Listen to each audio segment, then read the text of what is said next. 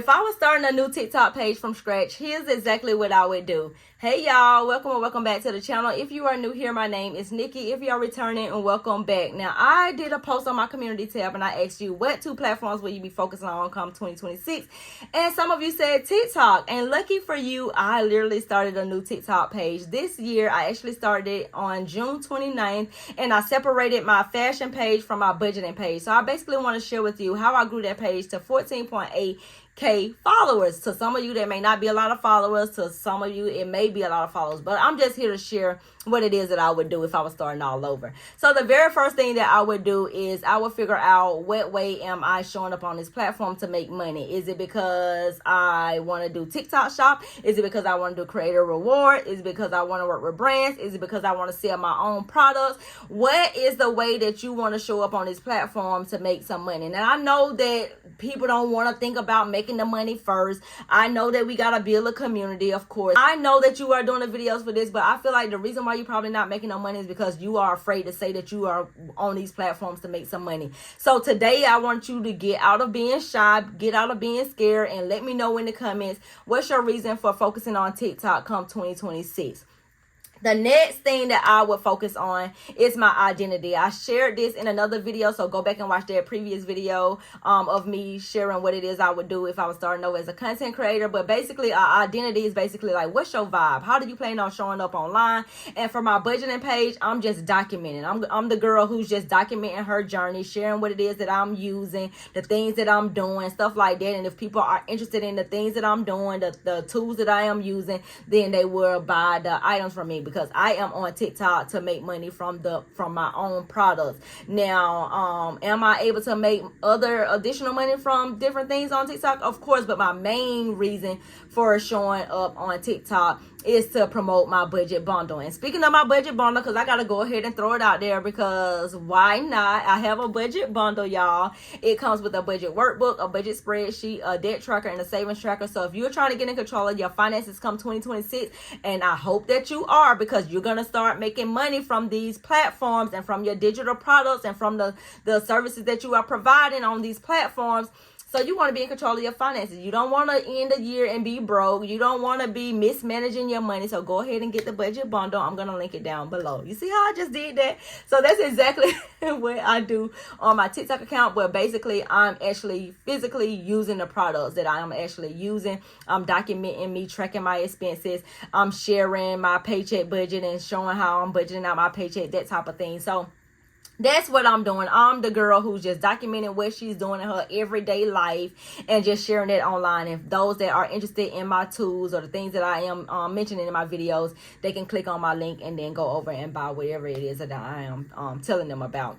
The next thing that I will focus on is a format. So this right here is what I consider a format. Every time that I do these YouTube videos, you see me sitting right at this desk, at this computer with this table right here. All of the things. When I'm doing my fashion page, everybody sees me down my stairs and down my steps in front of the stairs doing an outfit video. So pick a format, just starting off. Pick a format, and I'll give you about a week, because first of all, you might need to test some things out. You might need to test a location out. One area may have better lighting than the other or whatever like that. So I'm going to give you a week to test out different types of formats. But by the end of that week, you need to pick one format and go all in the remaining journey of your content. Or you could do 80-20, because that's how I plan on doing mine come 2026. 80% is gonna be one particular type of format, and 20% is gonna be another type of format, because of course I work a full-time job, so I can't be doing all of these different things. I gotta do what's best for me, what's easiest for me, the thing for me that will help me stay consistent. So if you're working a full-time job too, I would suggest you just really picking one thing and just go all in on that one format. The next thing that I will focus on are my hooks, and I spoke about storytelling hooks in the previous video as well. But instead of the same old boring, how to style camo pants or how to budget, tell a story. So if I was sharing, or if I was doing a video on going to Walmart and going grocery shopping, instead of me saying come to Walmart with me, nobody cares about you going to Walmart. Like, girl, like, you going to Walmart and so what? Like, why should I care? But if I show you a video, if I start the video off with all of these groceries and I say I spent $100 at Walmart, here's exactly what I got, you're going to be interested because you see all of these bags. You don't see necessarily what is inside of the bags, but $100, all of this stuff, you want to know exactly what it is that this girl has gotten, or whatever. So I would do better hooks. I would do more storytelling hooks. I would do curiosity driven hooks. And I've been doing that with my YouTube videos, and I've really been seeing more clicks or more views on my channel because people are curious about, like, that budgeting video where I said budget my $10,000 paycheck. People are like, what? $10,000 paycheck? Like, what's she working?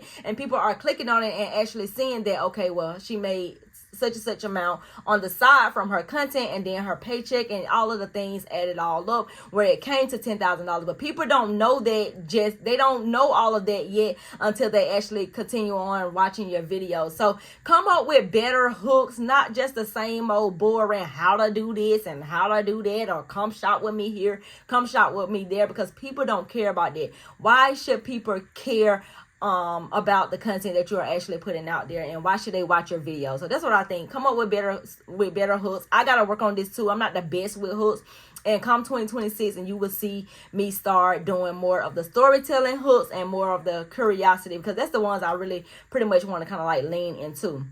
The next thing that I would focus on is my SEO, because people are actually going to TikTok and searching different things. They may be searching the best food places in Atlanta, or outfits under $50, or black girl outfit. So whatever it is, like, you want to be thinking about that as well when you're putting out these videos. So if I'm doing a video on budgeting and I'm tracking my expenses or whatever like that, instead of me saying how to track expenses, even though that is a search a SEO title as well, I probably will put how to track expenses cashless, because that is what's going to set me apart. That's very specific to me. That's very specific to a certain type of person as well, because everybody that's tracking expenses not necessarily doing it cashless. There's a lot of people on TikTok that is actually counting money on camera and stuff like that, but I want people that's interested in cashless budgeting to find me, because that's who I'm creating these videos for. So I'm gonna make sure I'm always using that cashless, even though that might not even be a SEO phrase just yet, because it's not big in the hashtags at all.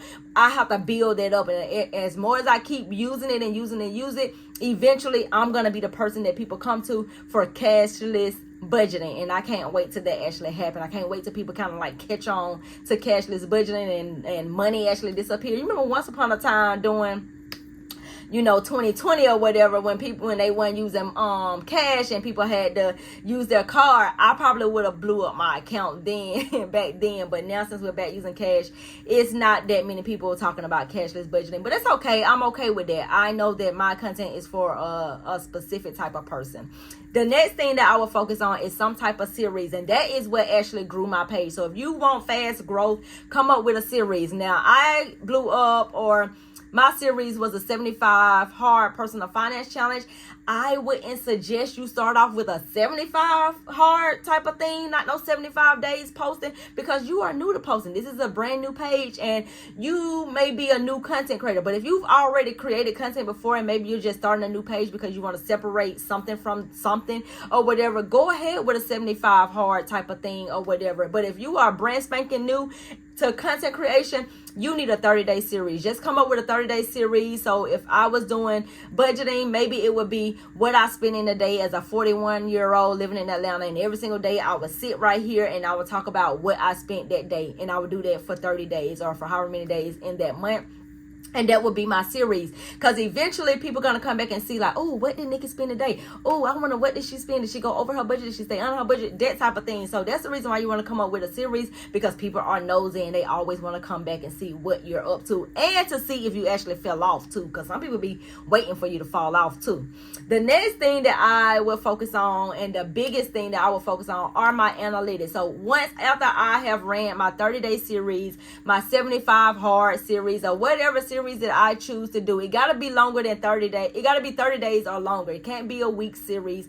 It's not going to give you that much data. You got to have at least 30 days in order to get some real data from these videos. So this is where the biggest thing come in, and that's the analytics. You want to be reviewing this analytics after whatever series you run. So if it's a 30-day series, you want to be reviewing the analytics after that 30-day series, seeing what content performed well, and whatever that means to you. Ones that got hundreds of thousands or millions of views, of course you want to run that back every single time, just in different versions. So if your video of you saying how to track your expenses cashless was the video that popped off, or for me, the video that actually popped off for me was my video of me.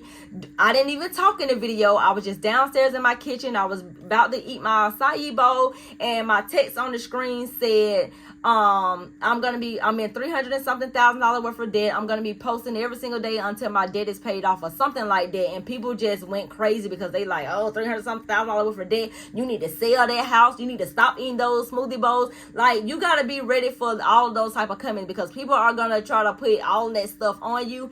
And what they didn't know is that I just bought a house, for one. I'm in student loan debt, and that's $39,000, which I am on the public service loan forgiveness program for. And at the time, I did still have credit cards, but I paid those credit cards off. So I took them on my journey. I documented my journey, telling them, hey, I'm pausing my savings and I'm about to pay off my credit cards. And I showed them me doing that. And then now I don't really get negative comments on my posts or anything like that. But you just gotta be prepared that some people may not like that you're in debt. If you're posting personal finance content, they may not like that you're in debt, that maybe you're in this aesthetically pleasing house, or that you're eating a smoothie bowl, or doing all of the fun things while being in debt. Because some people believe that if you're in debt, you can't do anything fun. You don't deserve no a smoothie bowl, no frappe, and that type of stuff. And I just don't believe in it. That's not my speed. Like, that's not my vibe at all. I believe in doing both. I believe in paying off debt and still eating a smoothie bowl, while still also saving and investing in all of the other things. But I just do it a little bit different. I do the important stuff first, and then I go get a smoothie bowl. So that's my vibe on that. After you run your series, look at those analytics, see what videos did well, and then go back and just repeat those videos. But yeah, that is what I would do if I was starting a new TikTok account in 2026. Let me know if this video was helpful. If this video was helpful, matter of fact, go ahead and just like and comment down below, and I will see you in the next video, because I am doing a series on all of the platforms on how I would start over on each one of the platforms. And this actually kicks off my series. I'm doing a series. So this is the first video of the series with TikTok, and the next video I'm going to be doing another social media platform. So stay tuned for that, and I will see you in the next video. Bye.